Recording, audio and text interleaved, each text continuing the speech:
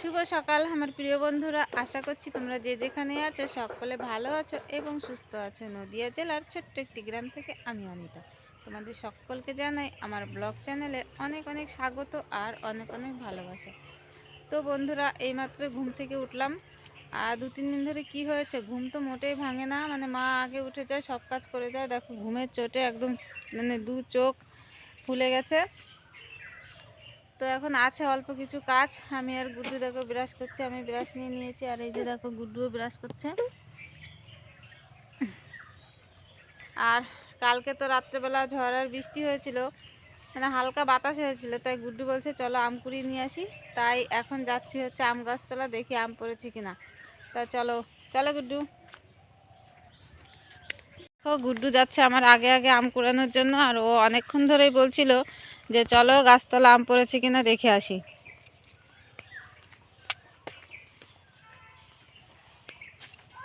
পেয়েছো একটাও? এই দেখো একটা, এই একটা আম পড়েছে পড়েছে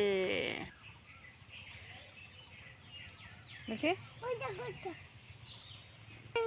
তা দেখো আমরা 3টে আম পেয়েছি, এখন এই আম 3টে নিয়ে বাড়ি যাচ্ছি। তো চলো বন্ধুরা, বাড়ি গিয়ে গুড্ডুকে মুখ ধুয়ে দিই, আর আমিও চোখ মুখ ধুয়ে নিই। তো বন্ধুরা দেখো, আমি আর গুড্ডু মুখ ধুয়ে চলে এসেছিলাম, আর গুড্ডুর খাবারটা করে দিয়েছি। গুড্ডু কিন্তু একা একাই খাচ্ছে। আর এদিকে দেখো আমি চা আর মুড়ি নিয়ে নিয়েছি। মা গেছে মুখ ধুতে, মা আসলে পরে তখন হচ্ছে আমরা দুজন মিলে খেয়ে নেব।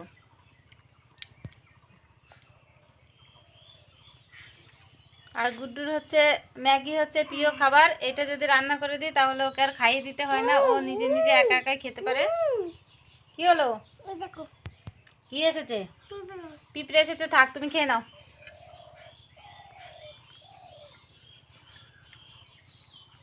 ভালো করে বসে খেয়ে নাও। Good boy. গুড্ডুকে খাওয়ানোর পরে আমরা একটু চা খেয়ে নিয়েছিলাম। তারপরে দেখো আমি গেছিলাম বাজারে, মানে ওই কিছু কেনাকাটা করার ছিল অল্প, মানে কিছু সবজি কিনলাম। তারপরে দেখো রান্নার কিছু ছিল না, আর বাজারে যেতে না যেতে একদম রাস্তায় পেয়ে গেলাম বড় বড় পুঁটি মাছ, তাই হচ্ছে নিয়ে নিয়েছিলাম। আর মা তো পুঁটি মাছ খেতে ভীষণ ভালোবাসে, সেই জন্যে ভাবলাম এমন পুঁটি মাছ তো মানে অনেক সময় পাওয়া যায় না, পাওয়া যায় একদম ছোট ছোট, মানে এত বড় বড় পুঁটি মাছ পাওয়া যায় না, তাই ভাবলাম একটু নিয়ে নিই। তাই একদম অল্প করে মার জন্য নিয়ে নিয়েছি পুঁটি মাছ। আর এই যে আমার আর গুড্ডুর জন্য নিয়ে নিয়েছি একটু চিকেন। চিকেনটা যেইমাত্র আমি গামলায় ঢেলেছি, ওই যে গুড্ডু ওখানে বসেছে আর হচ্ছে নানান রকম প্রশ্ন আমাকে করে যাচ্ছে। আর ওটা তো ওখানে রেখে দিয়েছি, তো আমি ভাবলাম মাছগুলো একটু কেটে নিই, তারপরে একসঙ্গে সব ধুয়ে নিয়ে আসবো। আর দেখো মাছগুলো না খুবই হচ্ছে মানে স্লিপ কাটছিল, সেই জন্য একটু ছাই নিয়ে নিয়েছি। আর ছাই না নিলে না মোটেই ধরা যাচ্ছিল না। তো ছাই দিয়ে দেখো আমি আস্তে আস্তে মাছগুলো সব কেটে নিয়েছি। আর গুড্ডুর নানান রকমের প্রশ্ন, সেই প্রশ্নগুলোর আমি উত্তর দিচ্ছিলাম।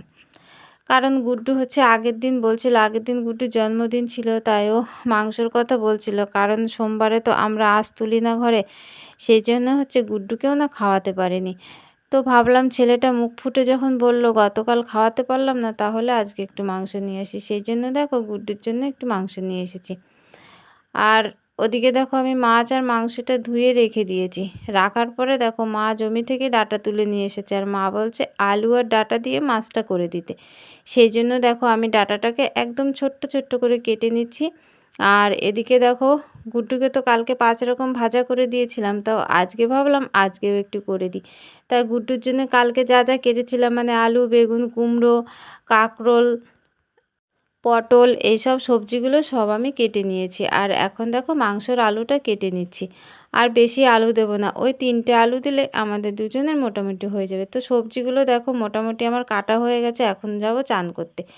আর চান করে আমি পুজোটা করে চলে এসেছি। আর ওই যে যেগুলো ভাজার জন্য কেটেছিলাম সেইগুলো কিন্তু আমি এক এক করে সব ভাজা করে নিচ্ছি। তো দেখো কড়াইয়ে তেল দিয়েছিলাম অনেকটা, এগুলো ভাজা করতে করতে তেলটা প্রায় শেষই হয়ে গেছে। তবে আরেকটু তেল দিয়ে তারপরে দেখো উচ্ছেটা ভাজা করে নিয়েছিলাম, কারণ গুড্ডুকে দেবো না। আমি তো উচ্ছে এনেছিলাম আগের দিন, তাই উচ্ছেগুলো না পেকে যাচ্ছিলো। তো ভাবলাম যে হচ্ছে উচ্ছেগুলো ভাজাই করে ফেলি। তাই উচ্ছেগুলো ভাজা করে নিলাম, আমি আর মা খেয়ে নেব। আর ওই যে জ্যান্ত জ্যান্ত বড় বড় পুঁটি মাছগুলো সেইগুলোকেও এখন কিন্তু আমি ভাজা করে নিচ্ছি। তো চলো এখন আমি ঝোলটা করে নিই মায়ের জন্য, কারণ মা তো আর মাংস খায় না, সেই জন্য হচ্ছে মায়ের জন্য তরকারিটা আগে করে নেব। তো আলু আর ডাঁটা টমেটো দিয়ে দেখো পুঁটি মাছের তরকারিটা করেছি, একদম দেখতে কিন্তু দারুণ লাগছে।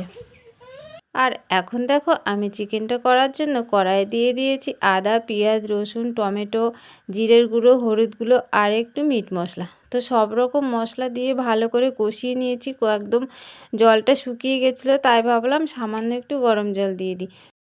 গরম জলটা দিয়ে দেওয়ার পরে ভালো করে আবার একটু নাড়াচাড়া করে নিলাম। জলটা প্রায় শুকিয়েই গেছে। তারপরে দেখো যে কটা চিকেন এনেছিলাম দিয়ে দিলাম। একদমই অল্প করে এনেছিলাম, মানে গুড্ডু তো তেমন খায় না আর আমারও খুব একটা ভালো লাগে না, সেই জন্যে অল্প করে এনেছি। তো তারপরে ওই যে ভেজে রেখেছিলাম আলু, সেই আলুগুলোকে দিয়ে এখন একটু ভালো করে নাড়াচাড়া করে নিচ্ছি। আর কাঁচা লঙ্কা দেবো, গুড্ডু খাবে তো সেই জন্য হচ্ছে শুকনো লঙ্কা কিংবা মানে লঙ্কার গুঁড়ো এসব দেবো না।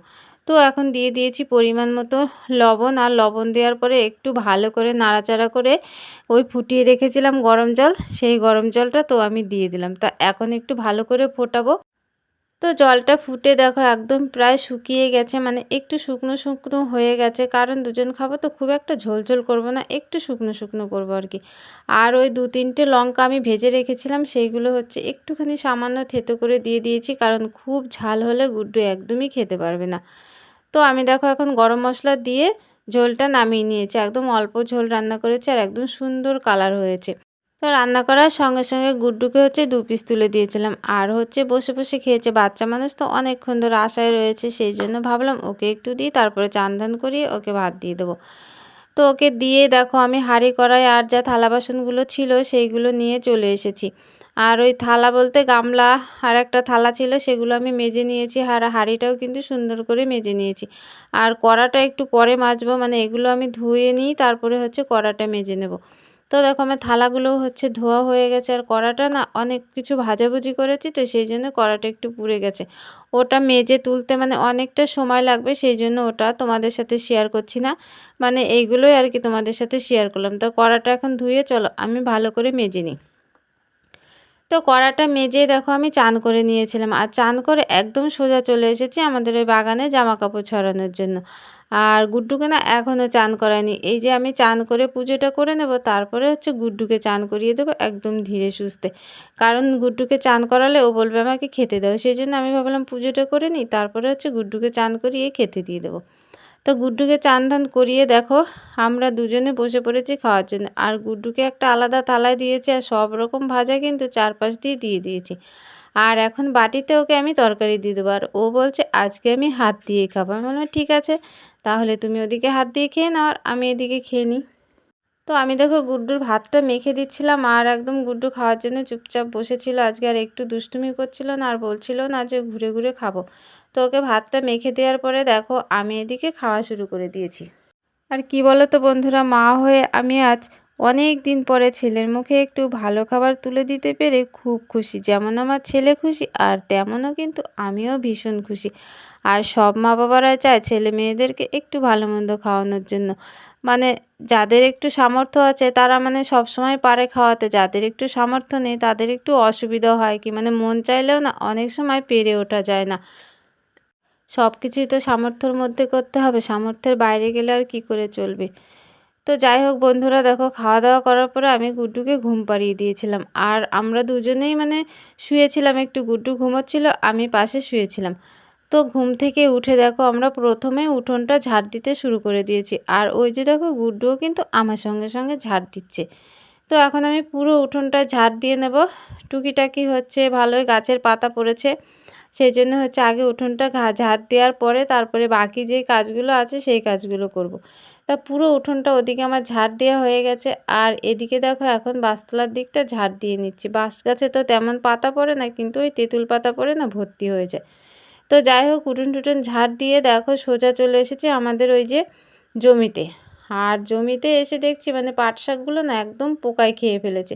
তো একদম ডগায় ডগায় যা পাতা ছিল কিছুটা পাতা তুলে নিলাম। বন্ধুরা গেছিলাম জমিতে শাক তুলতে, আর শাক তুলে নিলাম, অনেকটাই শাক তুলেছি, আর একটু ঘুরে ঘুরে দেখলাম মানে এত পোকা লেগেছে কি বলবো, মানে বলার মতো নেই, সব শাকগুলো তো নষ্ট।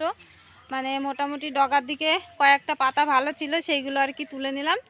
আর এখন তো পাটগুলো অনেকটা বড় হয়ে গেছে, মানে কোনো তেল তো দেওয়া হয় না, সেই জন্য প্রচুর পোকা হয়েছে। তা তুলে নিয়ে দেখো বাড়ি চলে আসলাম। আর এখন এসেছে বাগানে জামা কাপড় তুলতে। আর জামা কাপড় যেই তুলতে আসবো, আর গুড্ডু বলছে আমাকে কোলে নাও, তাই গুড্ডুকে একটু কোলে নিলাম। তো চলো গুড্ডু, এখন জামা কাপড়গুলো তুলে নিই। তুমি তুলবে? তুমি কি করে তুলবে? আচ্ছা ঠিক আছে, তুমি আমার কোল থেকে নামো, তুমি বড়গুলো তোলো।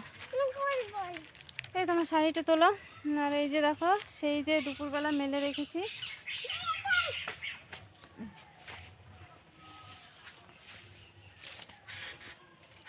আর এখন তো বিকেল হয়ে গেছে, শুকিয়ে গেছে সব। হ্যাঁ, এটা আমাদের দাও, ওটাও আমাদের। আর এদিকে মার শাড়িটা মেলা ছিল।